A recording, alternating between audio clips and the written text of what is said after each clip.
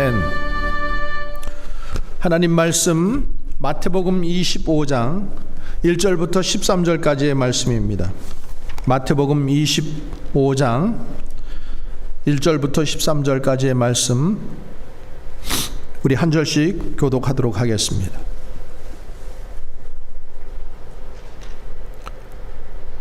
다 찾으신 줄 알고 말씀 교독합니다. 그때 천국은 마치 등을 들고 신랑을 맞으러 나간 열 처녀와 같다 하리니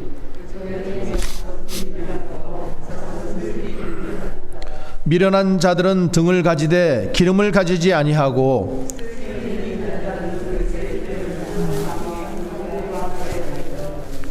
신랑이 더디 오므로 다 졸며 잘세.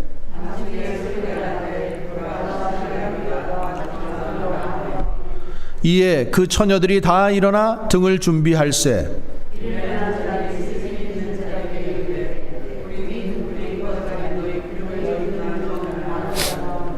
슬기 있는 자들이 대답하여 이르되 우리와 너희가 쓰기에 다 부족할까 하노니 차라리 파는 자들에게 가서 너희 쓸 것을 사라 하니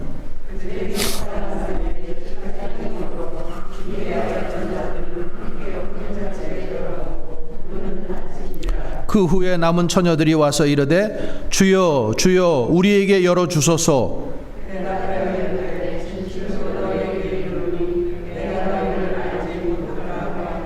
함께 읽겠습니다. 그런즉 깨어 있어라. 너희는 그날과 그때를 알지 못하느니라. 아멘. 하나님 아버지와 예수 그리스도로부터 오는 은혜와 평강이 여러분들에게 충만하시기를 간절히 소원합니다.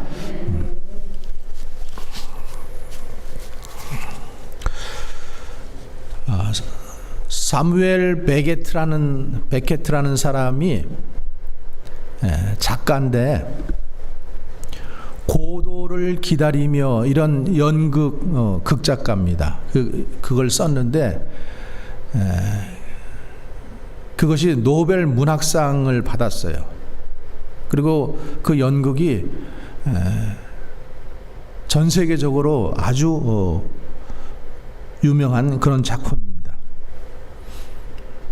이 작품은 고도를 기다리며 라는 그 제목처럼 고도라는 사람을 기다리는 거예요. 우리가 생각할 때 고도 그러니까 뭐 높은 어떤 이상이나 어떤 생각이나 뭐 이런 것들을 기다린다 생각했는데 고도라는 사람을 기다립니다. 근데 연극 중에 이 고도라는 사람을 기다리는 두 사람만 등장을 하는데 그 두 사람은 계속해서 그 사람을 기다리다가 연극이 끝이 납니다. 이 고도라는 사람이 안 와요. 그러니까 지금 이 연극이 이렇게 유명하고 노벨 문학상까지 받게 된 것은 그 인간들의 그 삶 속에 있는 삶의 모습을 보여주고 있기 때문에 그래요. 막연한 그 고도라는 사람을 기다리고 있는 우리 인생의 모습, 어떤 것들을 기다리는 또 때로는 그것이 무엇인지도 모르면서 막연하게 기다리고 있는 그 인생들의 모습을 보여주고 있다라는 거죠. 그런 인간의 그 부조리한 삶을 고발하는 그런 연극이었기 때문에 사람들에게 굉장한 깨달음을 주었던 것입니다. 그런가 하면은 그 작품에서 고도를 기다리며, 그런데 그 기다림이라는 자체가 사람들을 지켜주는 소망이라는 거죠. 기다림이 없으면은 더 이상 희망이 없다는 거예요. 여러분, 우리 인생은 기다림의 연속이잖아요. 아기가 태어날 때까지 10달을 그 부모는 기다리면서 준비해요. 또 아기가 이제 어른이 되기까지, 장성하기까지 또 기다립니다. 공부하는 학생들은 좋은 대학에 가기 위해서 또 기다리고, 젊은이들은 좋은 직장에 가기 위해서 기다리고, 또 사업하는 중년들은 사업이 성공하기를 기다립니다. 기다리는 것, 그것이 인생이라는 거죠.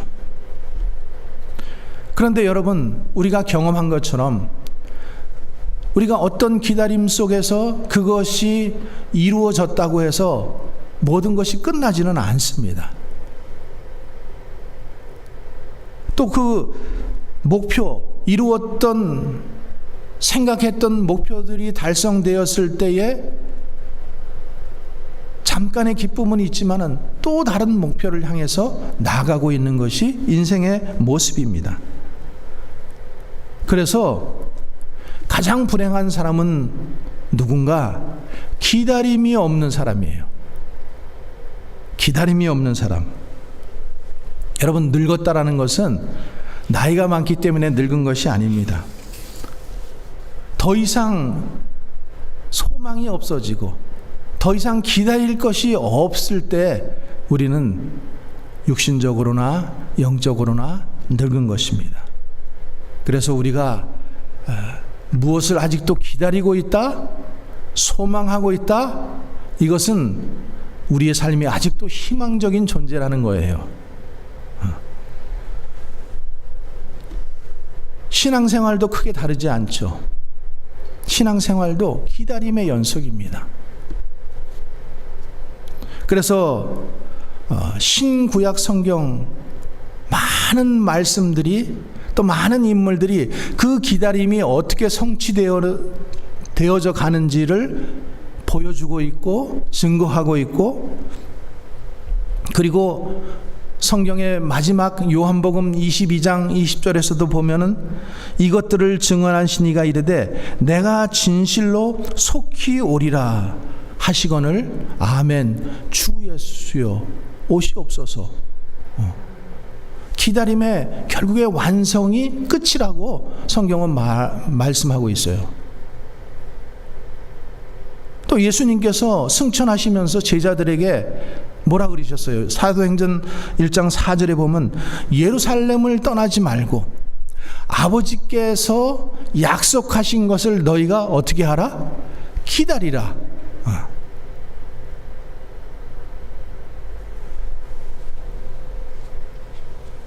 기다리라. 그래서 기다림으로 그들이 마침내 성령을 받게 됩니다.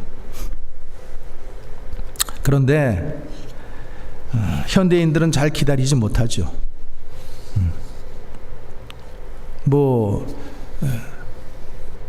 그것이 누구의 꼭 죄 때문이 아니라 그 조급한 마음, 갈급한 마음, 그래서 눈에 보이는 지금 당장 일어나고 있는 어떤 일들, 눈앞에 있는 것들을 향해서 살아가게 되어 있고, 그리고 눈앞에 보이는 것을 향해서 달려가면서 결국에는 모든 에너지를 소진하고 맙니다. 톨스토이라는 사람이 참회록을 썼는데 그 참회록에 보면은 인간이 어떤 존재인지를 보여주고 있어요.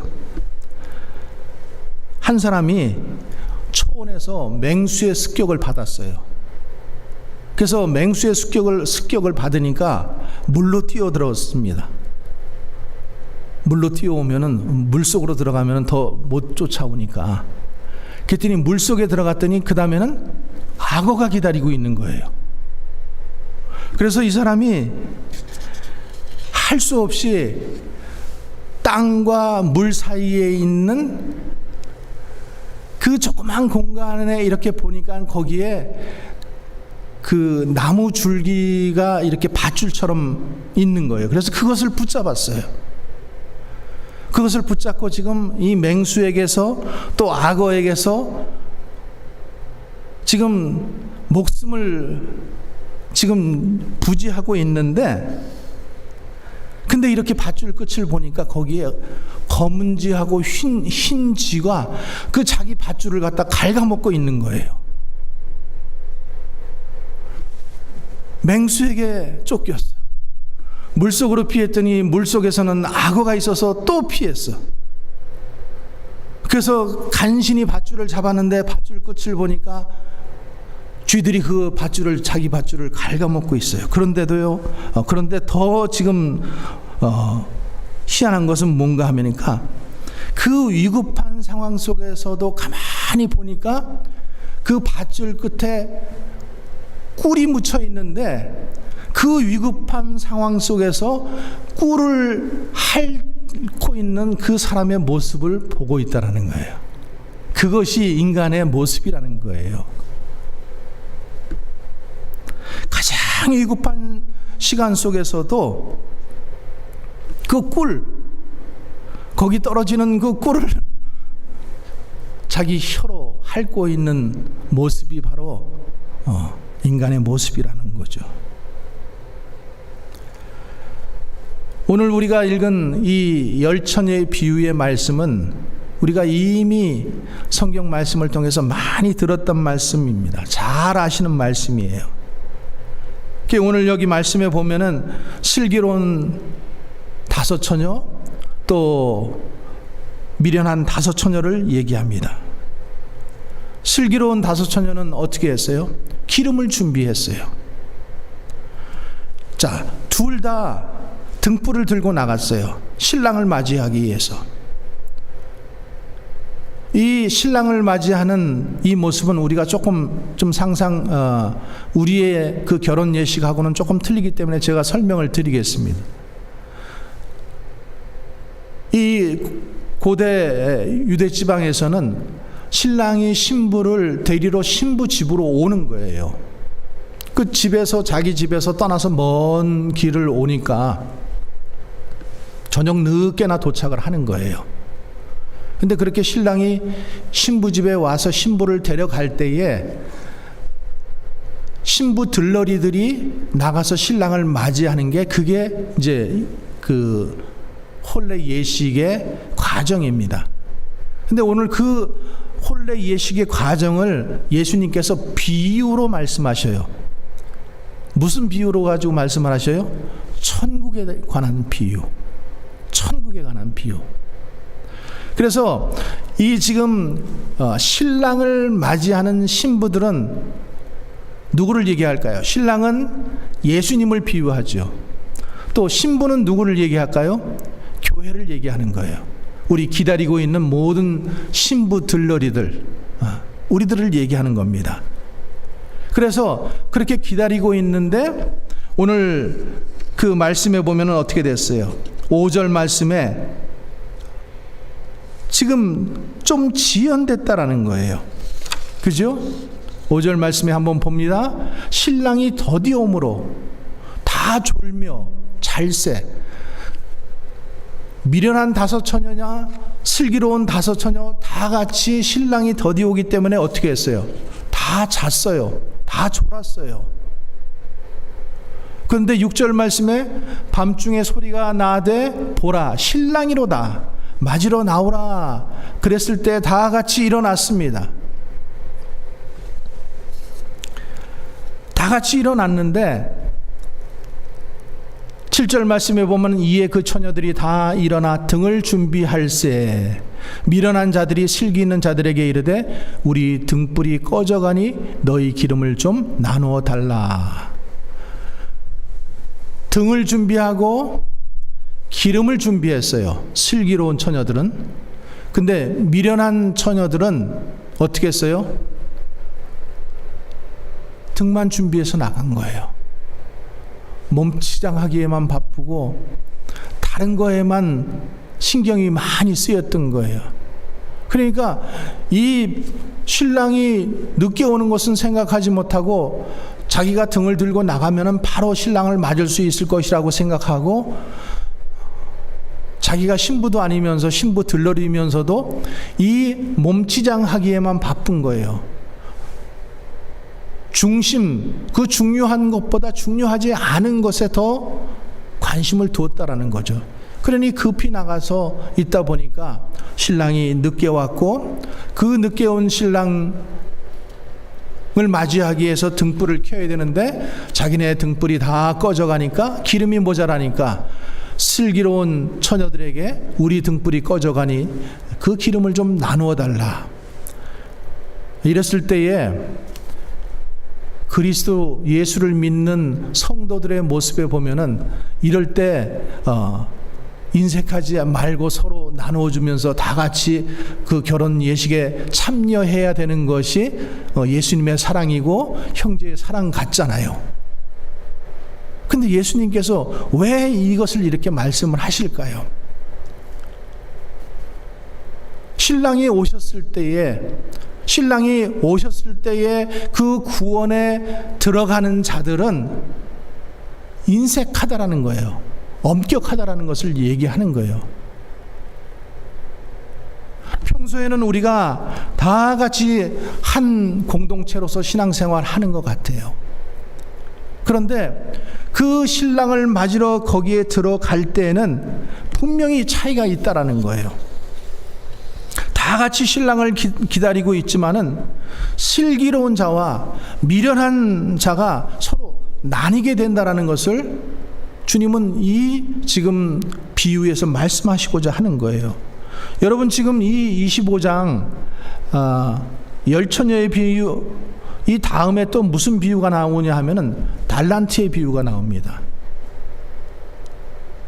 종이 한 주인이 멀리 떠날 때에 자기 종들을 불러서 한 사람에게는 5달란트, 한 사람에게는 2달란트, 한 사람에게는 1달란트를 각각 주었어요. 그런데 5달란트 받은 사람이나 2달란트 받은 사람은 바로 가서 장사해서 그것을 이익을 남겼는데, 1달란트 받은 사람은 이것을 땅에 가서 묻고 주인이 올 때에 그것을 가지고 1달란트를 들고 나갔어요. 그때 주인이 뭐라고 그 사람한테 얘기합니까? 악하고 게으른 종아, 악하고 게으른 종아. 또 달란트의 비유 말고 또 여기에 뭐가 나오느냐 하면은 알곡과 가라지의 비유도 나와요. 그러니까 주님께서 알곡과 가라지를 어떻게 하신다는 거예요? 구분하신다라는 거예요. 알곡을 심었는데 가라지가 함께 나왔어요. 뽑을까요? 아니, 뽑지 말라. 추수 때까지 그냥 두라. 추수 때까지 그냥 두라는 거예요. 그러나 추수 때에는 분명히 알곡과 가라지를 어떻게 한다? 구분한다라는 거예요. 또 양과 염소로 가르는 비유를 또 하십니다. 오른쪽에는 양, 왼쪽에는 염소. 이렇게 최후 심판 때에는 이렇게 가르겠다라고 말씀하시는 거예요. 그러니까 가르기 전까지는, 최후 심판이 오기 전까지는 다 그렇고 그러해 보인다라는 거죠. 하나인 것처럼 보이고 별로 차이가 안 나 보인다라는 거예요. 그러나 심판 때가 되면은 어떻게 된다라는 거예요? 확실하게 구분이 된다라는 거죠. 그래서 이 말씀을 우리가 들으면서 우리가 얻을 수 있는 교훈은 뭔가 하면은, 때로는 우리에게 이 말씀이 위로가 되기도 하고 또 경고의 말씀이 된다라는 거예요. 위로의 말씀은 뭐예요? 어느 공동체든지 또 어떤 사람이든지 100%는 없다라는 거죠. 저도 허물이 있고 여러분들도 허물이 있고 아무리 신앙생활을 오래 했어도 허물이 있을 수밖에 없다라는 거예요. 그래서 사람 때문에 교회에서 실망하지 말라라는 거죠. 우리는 사람을 보고 신앙생활 하는 사람들이 아니잖아요. 사람 때문에 영향을 받을 수는 있어요. 그러나 사람 때문에 우리 마음이 실족이 되고 사람 때문에 내가 주님을 떠나버리면은 그것은 신앙생활이 아니라는 것을 얘기하는 거예요. 또 하나 경고는 뭐예요? 교회에 다닌다고, 직분을 가지고 있다고 구원을 자동으로 얻게 되는 것 아니라는 것을 얘기합니다. 오늘 주님이 말씀하시잖아요. 주여 주여 하는 자마다 다 천국에 가는 것이 아니요, 하나님의 말씀대로 하나님의 뜻대로 사는 자라야 천국에 들어간다라고 말씀하고 있는 거예요. 그래서 사도 바울도, 믿음의 대사도인 사도 바울도 두렵고 떨림으로 너희 구원을 어떻게 하라? 이루라. 완성된 것은 아무것도 없는 거예요. 우리는 계속 그 두렵고 떨림으로 구원을 이루어가는 거예요.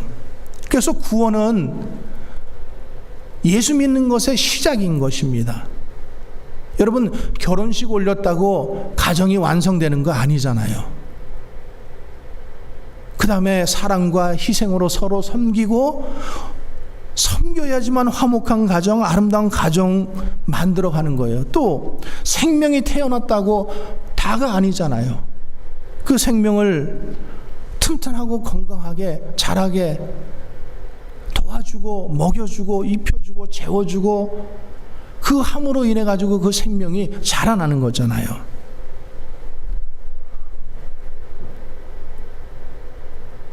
예수님이 오실 때 내가 등 들고 나갔다고 만족할 것이 아니라는 거죠. 등 들고 나갔어도 예수님이 우리 성경에 보면은 내가 오리라 초대교회 때부터 오리라고 하셨어요.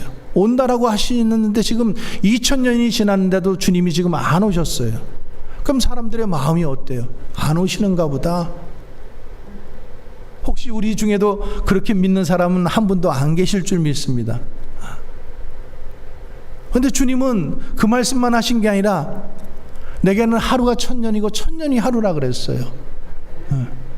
우리는 2000년이지만은 주님은 이틀이에요. 지금 금방 오신다는 거예요. 3일 3000년?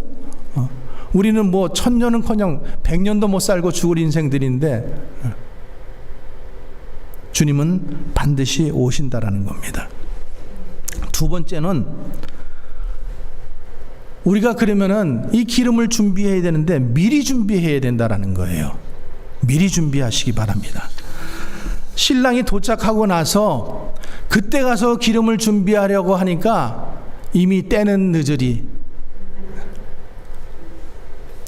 그게 뭐라 그래요? 슬기로운 처녀들이 동네에 가서 기름 사와. 내가 지금 너하고 같이 나눠지기에는 우리 쓰기에도 지금 부족해. 그러니까 평소에 지금 준비해 놓으라는 거예요. 정신과 의사였던 이 프로이드라는 사람이 이런 글을 썼어요. 바다를 향해 이렇게 배가 이제 가다가 풍랑을 만나가지고 배가 파손이 됐어요. 근데 구사일생으로 그 중에 한 사람이 살아남았어요. 그래서 파도에 밀려서 어느 섬에 도착을 했는데, 섬 사람들이 이 사람을 발견해가지고 추장 앞에 데려왔어요.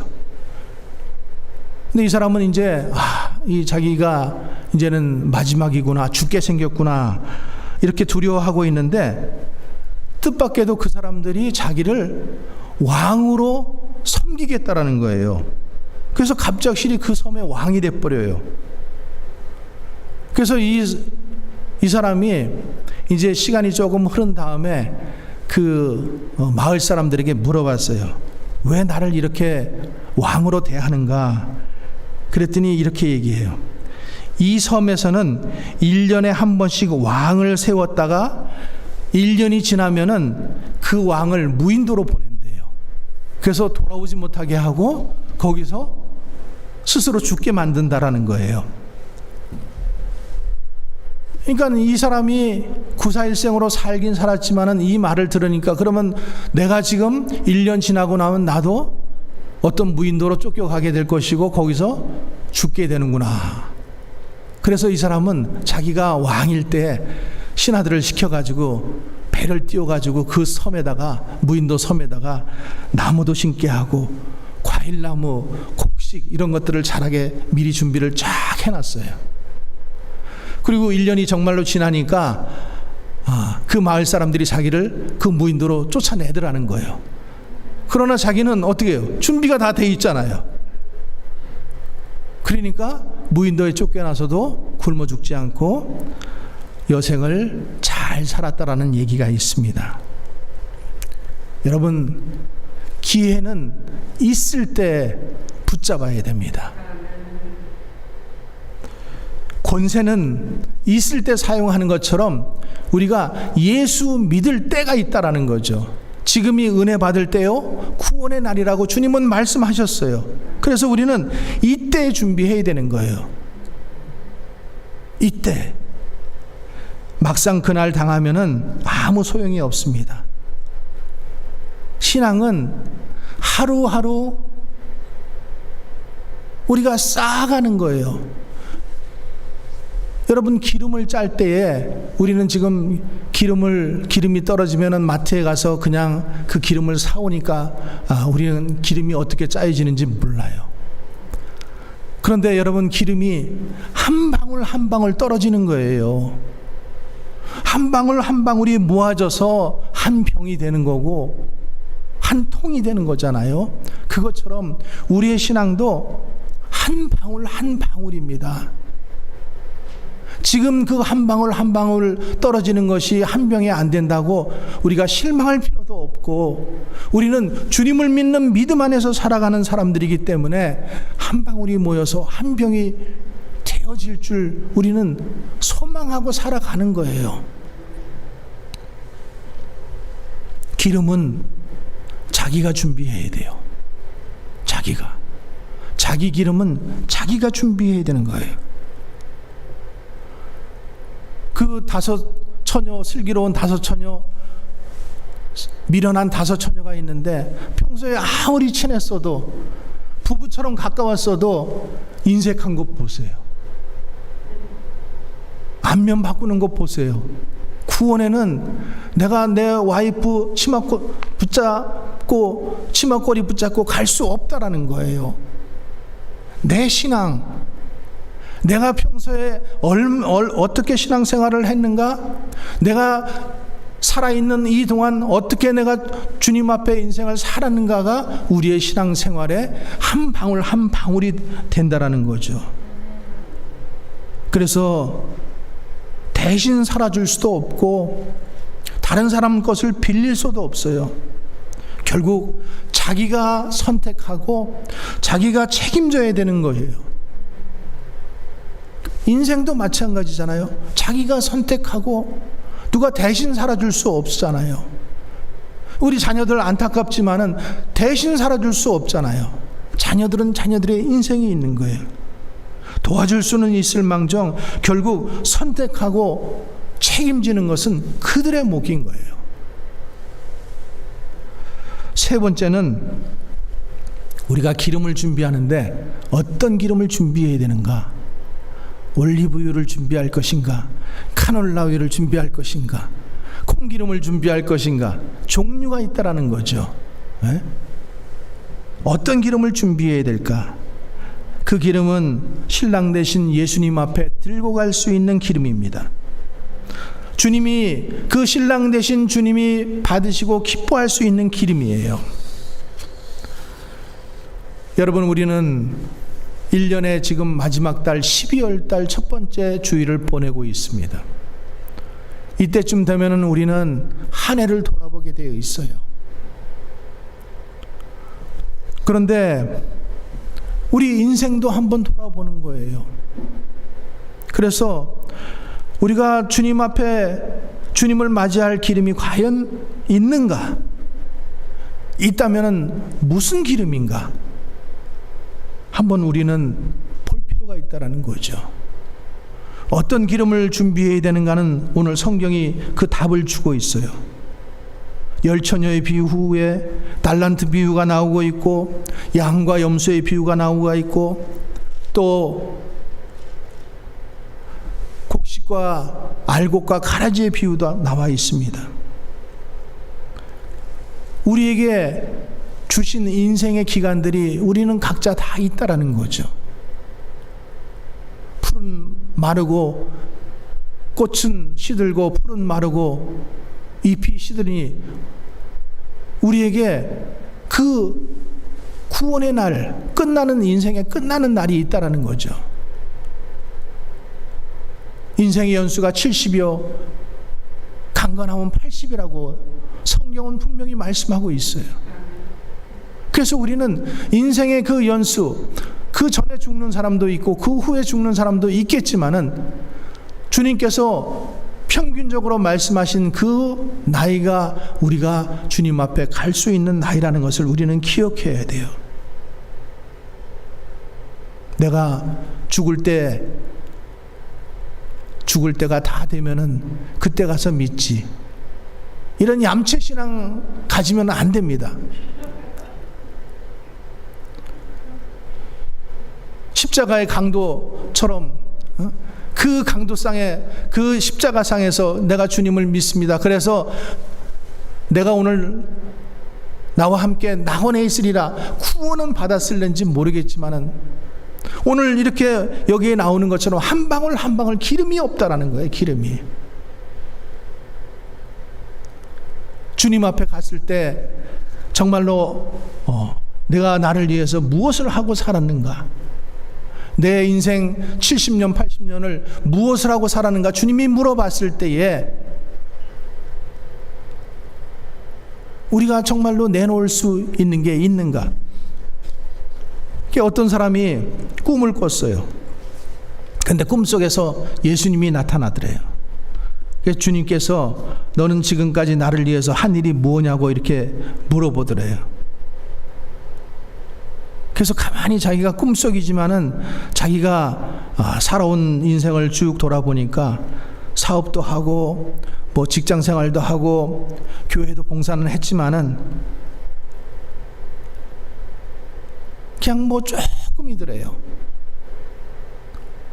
또 사람들 이목 때문에 한 것도 있고 시간이 나면은 봉사하고 시간 없으면 안 하고 또 자기가 기분 좋을 땐 하고 기분 좀 수틀리면 안 하고 이런 것들이 그냥 다 이렇게 지나가더라는 거죠. 근데 자기가 한 가지가 딱 생각이 나더래요.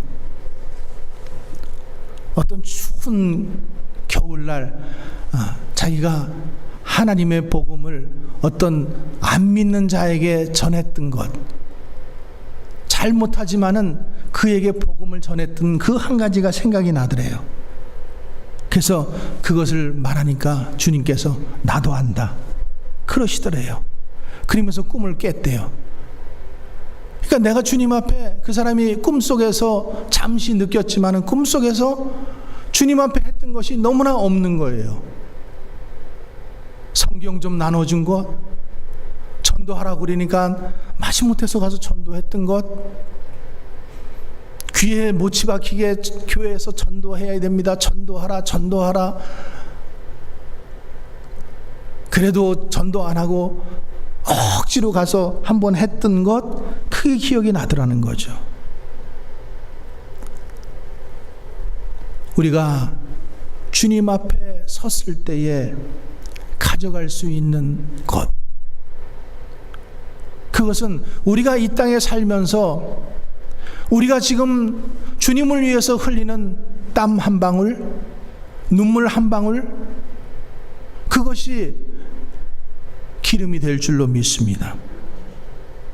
주님 앞에 마지막에 들고 갈 수 있는 기름들은 내가 주님 앞에 전도한 기름들, 주님을 기쁘시게 한 헌신의 기름들, 또 예복을 준비하듯 자신을 성결하게 했던 성결의 기름들, 또 기도의 기름들, 이런 것들이 아닐까 싶습니다. 2021년 12월 마지막 달을 보내면서 우리가 우리 인생을 한번 돌아보고, 과연 내가 주님 앞에 한 헌신들은 어떤 헌신들인가? 이것은 주님 앞에 가지고 갈 만한 기름들인가?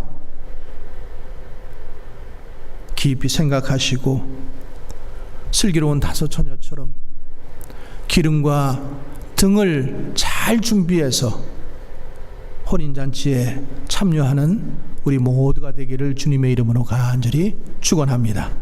기도하겠습니다.